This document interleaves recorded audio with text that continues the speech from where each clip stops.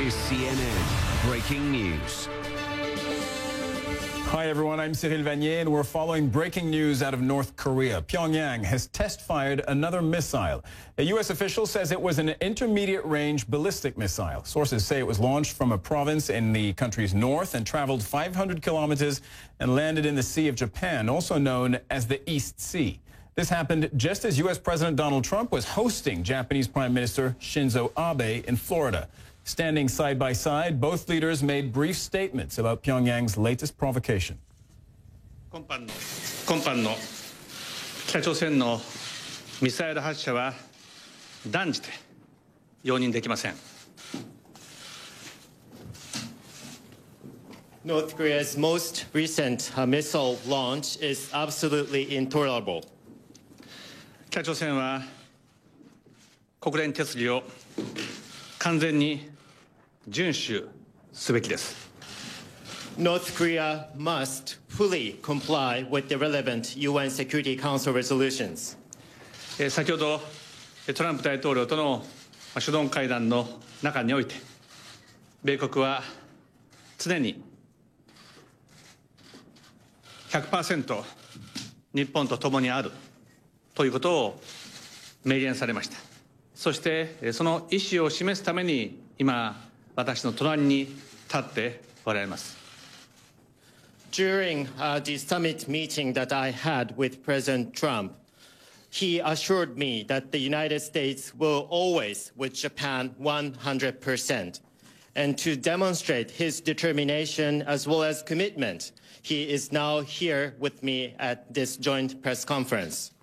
私とトランプ大統領は日米同盟をさらに緊密化し、そして強化していくことで完全に一致をいたしました。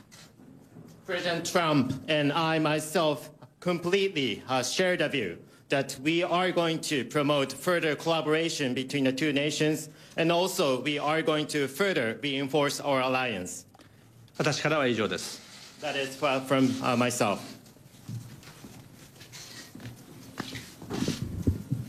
Thank you very much, Mr. Prime Minister.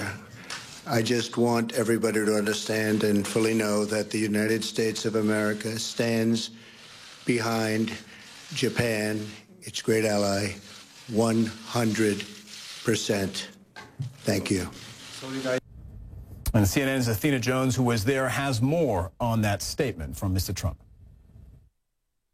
Hi there. That's right. We did hear brief statements from Japanese Prime Minister Shinzo Abe and an even briefer statement, I should say, from President Trump here tonight at Mar-a-Lago, the president's estate here in Palm Beach. Shinzo Abe, the Prime Minister of Japan, saying that North Korea's most recent missile launch is absolutely intolerable, saying North Korea must fully comply with the relevant UN Security Council resolutions. That second line there is an echo of a line from the joint statement put out by the U.S. and Japan after the two leaders, Prime Minister Abe and President Trump, had their first official meeting at the White House. In that statement, they urged North Korea not to make any further provocative actions, or not to take any further provocative actions, and they talked about the need for it to comply with UN Security Council resolutions. So you heard the Prime Minister echoing that call tonight. He also said that during the summit with President Trump, Trump assured him that the United States will always come to Japan's defense.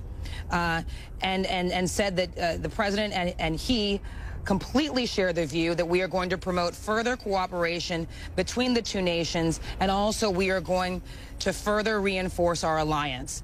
After the Prime Minister spoke, President Trump took to the podium and delivered a very brief statement saying, "Thank you very much, Mr. Prime Minister. I just want everybody to understand and fully know that the United States of America stands behind Japan, its great ally, 100%. Thank you." Now, I can't stress enough that that is a statement that does not at all address what happened. It does not address the fact that North Korea launched this missile. It was a cautious statement, dare I say, a timid statement, not the kind of language that we heard from candidate Trump or President-elect Trump. A clear signal that the White House is responding very, very cautiously to this, its first real national security test, now barely, not even a month in to the presidency. So that is the statements we're getting so far from the White House and the Japanese Prime Minister in response to this latest provocation from North Korea. And I should mention this is something that North Korea likes to do. They like to test new administrations. They fired off their second nuclear test early in President Obama's first term, and their third one just a month into his second term. So this is not something that was not predictable. In fact, U.S. intelligence picked up on movements in the past month or so that indicated this could be coming. And yet we get a very, very brief statement from President Trump, a bit of a longer one from Prime Minister Abe in this first response to a missile launch. Back to you. All right, for more on North Korea's latest missile launch, let's go to Matt Rivers, who's covering this from Seoul in neighboring South Korea. Matt, how will Mr. Trump's, in particular, short but unequivocal statement of support go down where you are? Well, I think you need to take what Mr. Trump said in conjunction with another big, important visit that took place here in South Korea recently. And that was, of course, when Secretary of Defense James Mattis chose to come to South Korea on his first overseas trip. I think there was a lot of nervousness here in South Korea and, frankly, in Japan as well, because of what you had heard President Trump say while he was a candidate, talking about maybe that the United States was overstretched in this area, that South Korea and Japan were not really providing enough back to the United States in return for the very heavy and cost-intensive troop commitments that the United States has in this part of the world. But hearing the president come out and so unequivocally say that the United States stands with Japan, and you take that in conjunction with what the Secretary of Defense said when he was here, which was something very, very similar, that the United States relies on its allies in this part of the world to help combat the North Korea threat, and that, of course, would be South Korea and Japan, the allies in the region. I think people here in South Korea, and specifically government leaders, are going to look at that and take that as a positive note that they can expect help from the Trump administration, expect the continued support of the United States that the South Koreans have come to rely on for so long now. And North Korean leader Kim Jong-un said just last month that he could test fire an intercontinental ballistic missile at any time. Now, that potentially is something that could directly threaten the U.S. How much of a threat is North Korea to the United States at this stage?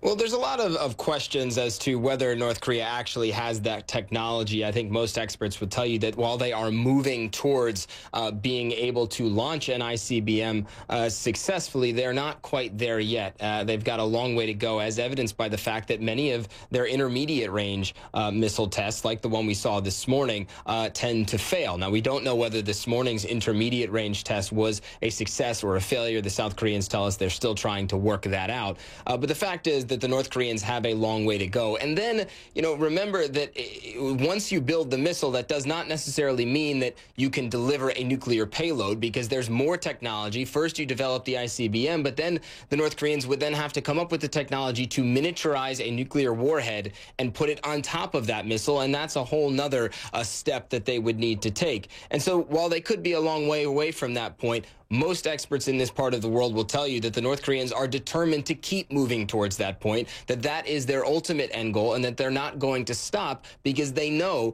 that this kind of program, this weapons program, is really their one card to play on an international stage in an international community that increasingly appears stacked against them.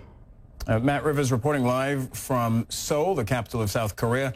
Thank you very much. Of course, you'll continue to monitor developments in the region for us. Well, earlier, I spoke with Christopher Hill, the former U.S. ambassador to that country, South Korea. He's one of the foremost experts on this issue, and here's what he had to say about the first North Korean missile test since Donald Trump became the U.S. president.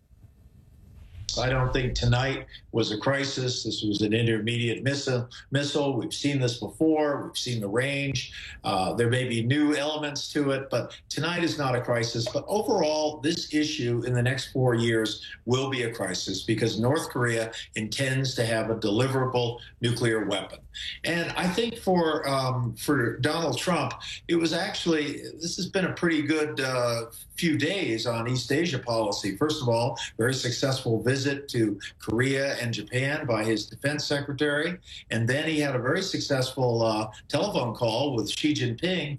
And now, what better way to show support and show solidarity with the Japanese people than a North Korean test? So I think it has been a good day for the president in terms of the policy coming ahead. And I think it's pretty clear what needs to be done. First of all, the alliances with Korea and Japan need to be strengthened. And in particular, I think the U.S. has a role in trying to strengthen the relationship between Korea and Japan. That has to get better. The alliance needs to be strengthened, and it needs to be strengthened through the delivery of America has at its best, which is this anti-ballistic missile system. And finally, he's going to have to pivot over and work with the Chinese on this, because they need to be part of the solution, not part of the problem. Right, and he has pointed that out. He has, in fact, said in no uncertain terms that the Chinese were not helping enough when it comes to North Korea. Well, he's also implied that it's kind of their job to take care of this, as if he was going to outsource it to China. And I think certainly his conversations with Abe would reveal the fact that no one country can solve this problem. That's why President Bush and President Johnson then created that six-party process. So I think this has really it's been kind of a dress rehearsal for President Trump in a sort of international context. And I think it's so far gone well. And now he has to put together a strategy. And I am sure part of that strategy has to be a kind of deep dive with the Chinese on how we're going to manage this, because no one wants that in the next 4 years, North Korea will be fielding a deliverable nuclear weapon. Christopher Hill, former U.S. ambassador to South Korea. Thank you very much. All right, you're watching CNN Newsroom. We're going to take a very short break, but when we come back, more